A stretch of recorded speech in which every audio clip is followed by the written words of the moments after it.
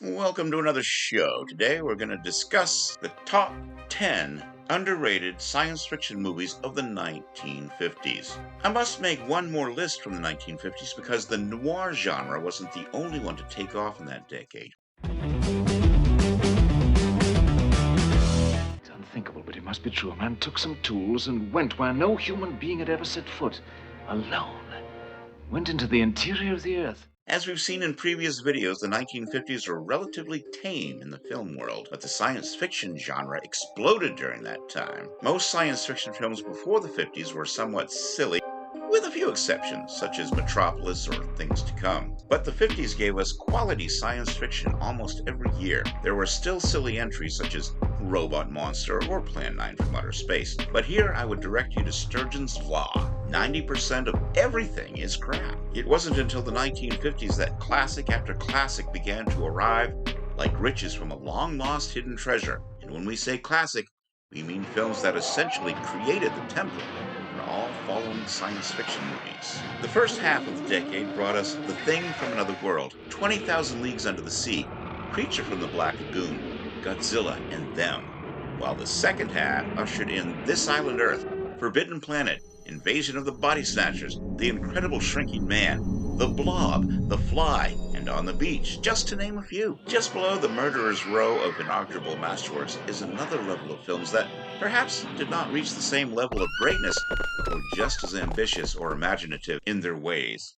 There was a lot of cheapo dreck churned out during this decade, most involving giant insects or little green men. Many of these films show considerable signs of age, whether in their characters, visual effects, or especially the latter compared to today's blazing blockbusters. But they also represent what made the 1950s such a pivotal era for the genre. Many deserve a second look. Each of the underrated films below deserves its special place in the history of sci-fi cinema of the 1950s. Sure, and even if they invented it, how could they aim it? You know how women drivers are. Starting the countdown with number 10, The Queen from Outer Space. She boasts that weapons made by her scientists can destroy the Earth. All hail Zsa Zsa Gabor, Queen of Camp, and as it turns out, outer space. The woman with enough marriages to make Elizabeth Taylor blush. Starred in Edward Burns' 1958 sci-fi Queen of Outer Space, about a crew of astronauts who revolt against a Venusian queen plotting to destroy the Earth. Campy and admittedly silly, Queen of Outer Space excels as a satirical take on science fiction's most notable and recurring tropes. Gabor is in on the joke, delivering a deliciously wicked and assuredly sexy performance in a story that rested entirely on her appeal. Queen of Outer Space deserves praise for making sci-fi sexy, bringing some much-needed sensuality to a genre that can quickly become too cold for its own good. That face, right on the other side of the glass, looking right into mine, I was terrified. Face? A human face? A ghastly caricature, like something distorted by pressure. Now we're at number 9, The Man from Planet X. A horrible, grotesque imitation of the face looking right into my eyes. Director Edward G. Ulmer, best known among genre fans for directing the 1934 Universal horror masterpiece, The Black Cat, helmed this low-budget quickie. It was shot in 6 days. This ended up being one of the most unusual genre films of the 50s. In his definitive book on the era, Keep Watching the Skies, Bill Warren argued this to be the first gothic sci-fi movie, swirling in fog to hide the threadbare production. The film follows some professors and a reporter in a remote area of Scotland who contact an alien being who may be scouting Earth before an invasion by his dying world, which has entered our solar system. The film has the stark look of the German films of the Expressionist era, and indeed, Ulmer claimed that he worked on movies like Der Golem and Metropolis before coming to Hollywood. That influence would most notably be felt a decade later in the groundbreaking TV anthology series The Outer Limits, which also probed the horror sci-fi sweet spot. The rich atmosphere, empathetic portrayal of the alien, and overall intelligent approach to the material helped this picture to stand out more than 70 years later. I think we can start boarding. All right, everyone, inside the ship.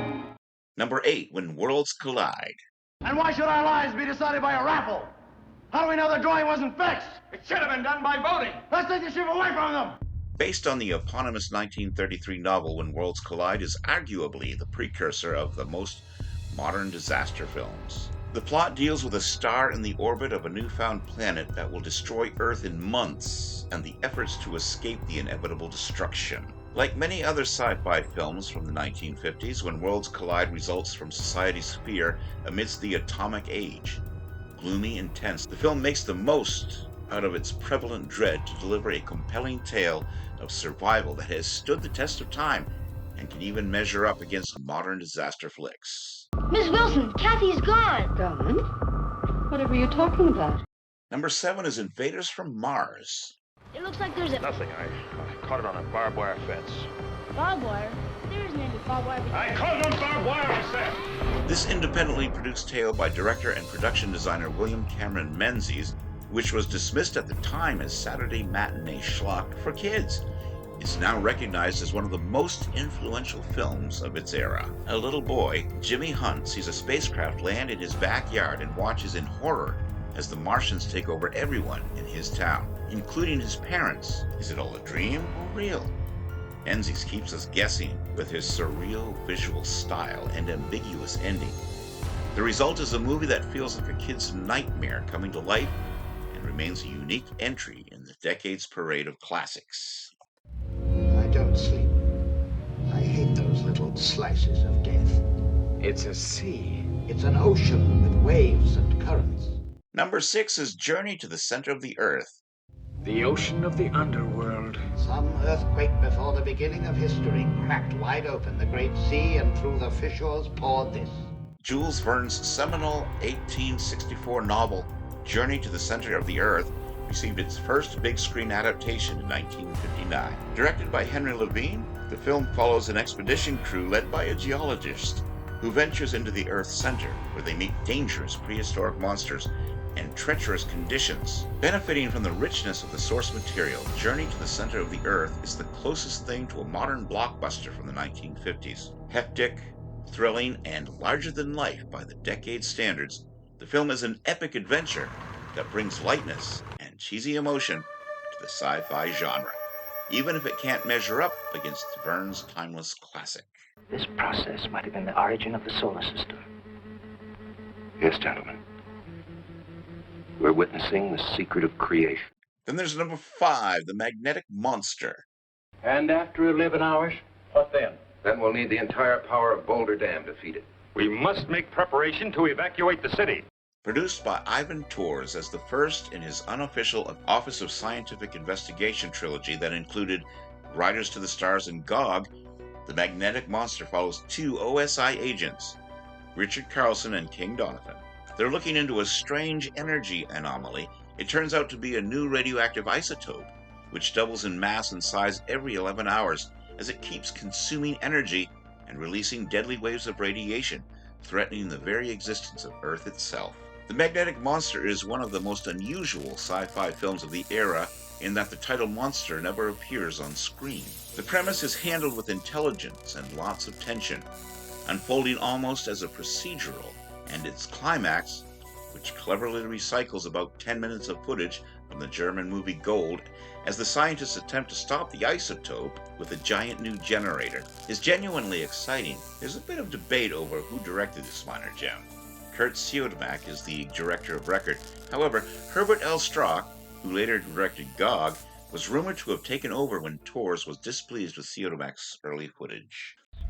One day after a long hunt, I shoot something near me, and it raised up and grabbed my gun. Parecía Diablo. It looked like devil. The number 4 film on our list, The Creature Walks Among Us. Gentlemen, the creature can be changed. I didn't know you wanted that kind of an experiment. We can make the giant step and bring a new species into existence. Nearly everyone knows the iconic monster feature Creature from the Black Lagoon. Its numerous sequels are far less famous, mainly because none have reached the heights of the original.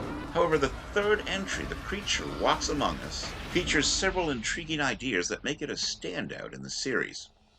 The film is the first to present the Gill Man as not a villain, but a tragic figure and a victim of circumstance, bringing it closer to other classic Universal monsters like Frankenstein's monster, Balancing camp horror with a palpable desire to explore more of the Gill-man's complexity, The Creature Walks Among Us excels as the next step in a franchise that never had the time to discover itself.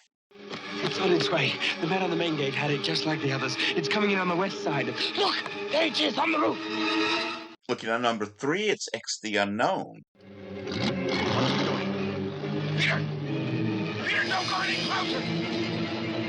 Peter, don't go any closer! Peter! Hammer sure liked its shapeless, amorphous monsters in the 1950s, and X the Unknown plays like a Quatermass thriller without Quatermass. It was initially intended to feature Quatermass, but Niger Neal refused to appear. The lead instead is about Dr. Adam Royston, Dean Jagger, who discovers that a primordial form of life, a vast glowing mass, has been trapped under the Earth's crust for eons. Now it's awakened, and it's emerging through cracks in the surface to feed on radiation, frying up the residents of a local village along the way. A straight-up monster movie with the then common subtext about radiation and its effects. X the Unknown, much like the Quatermass films, is fast-paced, intelligently mounted, and even a bit gruesome for its time. Worth checking out, it marks a refreshing change of pace from many of the other sci-fi movies of the time, which largely centered around the invasions or threats from space. This one came from right below our feet. We've had 4 deaths. The cause of these deaths is still unknown. We are equally at a loss to give an answer, and equally disturbed. Now we're at number 2, Fiend Without a Face. We've got to find out how those people died. The entire spinal cord is missing. The brain, it's gone. Sucked out like an egg through those 2 holes. Based on a 1930s story called The Thought Monster by Amelia Reynolds Long, one of the first female sci-fi writers, the independent British film Fiend Without a Face features one of the decade's most bizarre monsters, disembodied brains with spinal cords attached. A scientist has inadvertently created them through his thoughts. Nourished by atomic power from a nearby military base, the creatures rip out the brains and spinal cords of living humans to enlarge their numbers. The stop-motion effects are crude by modern standards, but Arthur Crabtree's quickie direction is atmospheric. When the monsters finally become visible, there's something surreal and nightmarish about them. The idea is horrible from the start as the creatures dissolve into bloody puddles of viscera when killed. The film's gory visuals caused controversy at the time with the public, the media, and the British film censors. Fiend Without a Face, a pretty intense sci-fi horror hybrid, can pack a surprising punch. The man she had loved was merely the hollow shell for the invaders from outer space. Bill?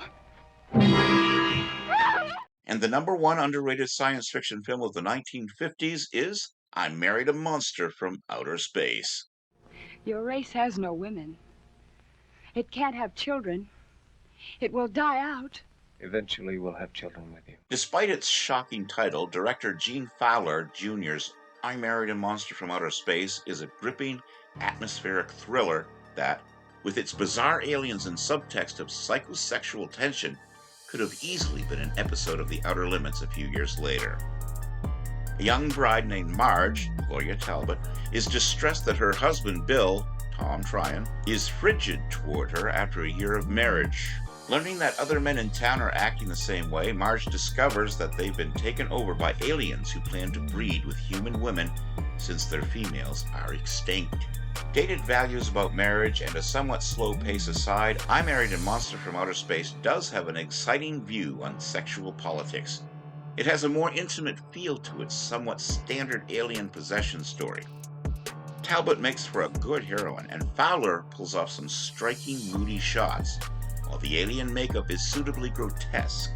This is a nifty example of never judging a movie by its title, like many of the underrated genre gems of the 50s. And that was our show for today. What did you think?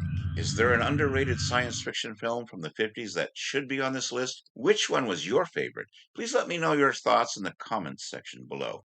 And I'd be honored if you'd subscribe to my channel, ring the bell to stay informed, and check out my Carl Vincent Vampire Hunter franchise in the comments. Until next time, this is Kevin Given saying, live long and prosper, may the force be with you, and keep reaching for the stars.